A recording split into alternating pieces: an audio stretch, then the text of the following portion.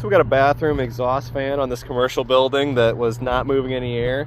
I'm up here on the roof and I can hear that the motor is running, so I'm guessing that the belt is the culprit. So I'm gonna go ahead and get these wing nuts off, get the cover taken off, and take a look underneath.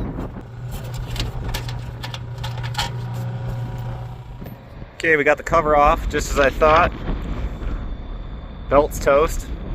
Looks like the last guy was nice enough to put replacement belt up in here, and we got disconnect right here, so it's gonna make our job super easy. So there are bolts on here to loosen the motor and kind of slide it over, but I think if I'm lucky enough I can just get it on here and return. There we go.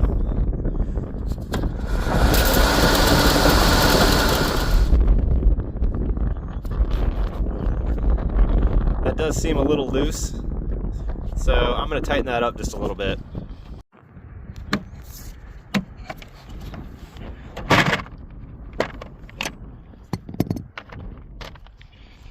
Looks like one of these motor mounts has failed. That's not great, we'll have to get that replaced.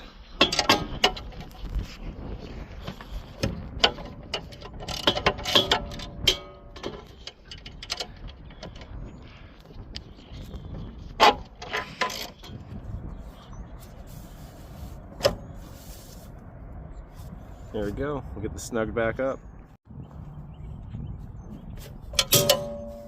Alright, I've got those all snugged up.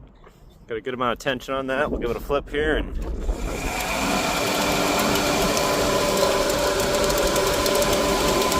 as new. Even with that bad motor mount, it's not vibrating around too much. I don't have the parts with me on hand today, so that'll be a task for another day, but we'll get this cover put on and job done.